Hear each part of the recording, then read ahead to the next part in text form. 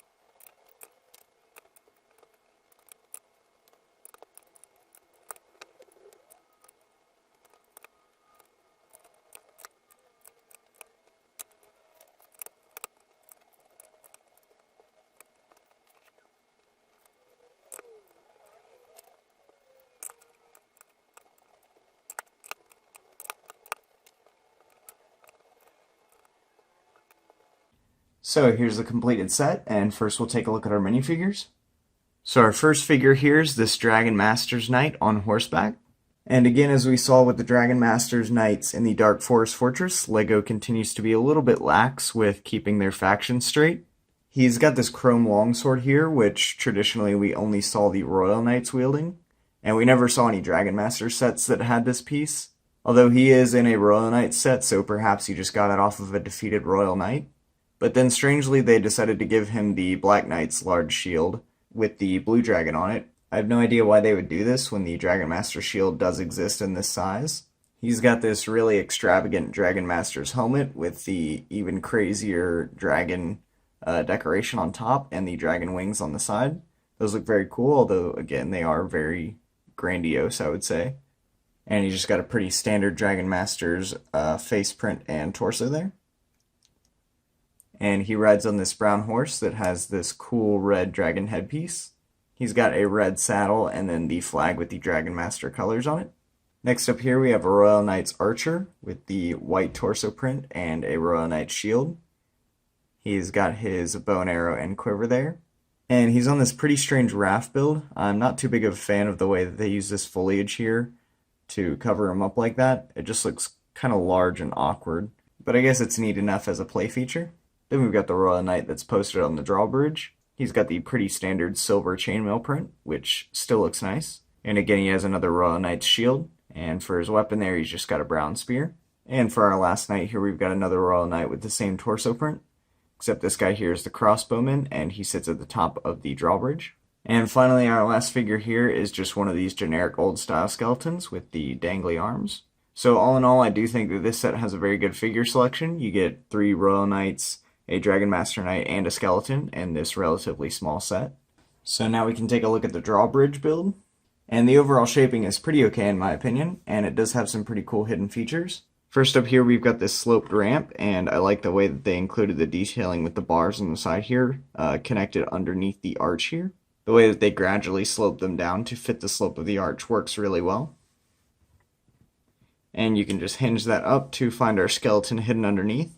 Again, we have a bit of a strange situation like we saw with the Forestman's River Fortress, where he's not really standing on anything since it's just a blue base plate underneath. So then our next play feature here is the actual drawbridge itself has a bit of a trapdoor, or rather a trapped leaf. So you grab this string piece that is just attached to one of these modified plate pieces, and if you pull it, nothing happens. So let's try that again. If you pull it, there we go. The bridge here just collapses and drops this guy into the water. It can be a little bit iffy to get that to work, as were most trapdoor builds before they introduced this specific trapdoor piece. But when it does work, I think that's a really cool play feature. And then our last hidden feature at the back here is pretty much the same as at the front, except you've just got a treasure chest floating in the water. And they've got some more bar details up front, which I always like those, and the way that they're hidden underneath the drawbridge make it look really nice and spooky and hidden. So moving to the top of the drawbridge, I do like the parapets here and the arches. It does look pretty regal, which is fitting for the Royal Knights.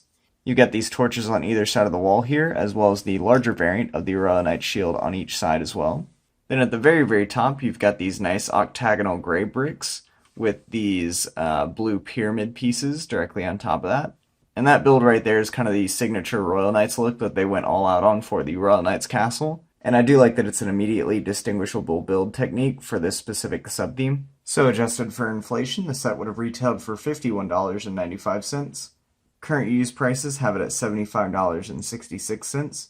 And as we've seen before, the Royal Knights continue to not appreciate as fast as some of the older castle themes. And I think that's pretty understandable. Overall, I would say that this is just an okay set. There's nothing that I would specifically point to say that it's a bad set, but it also doesn't really impress me like most other vintage castle sets.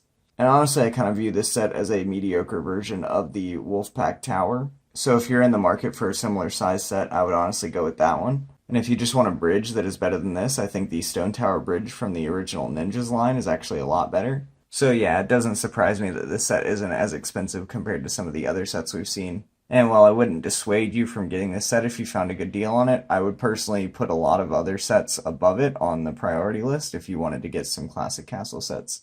Anyways, that is my review. Thank you for watching.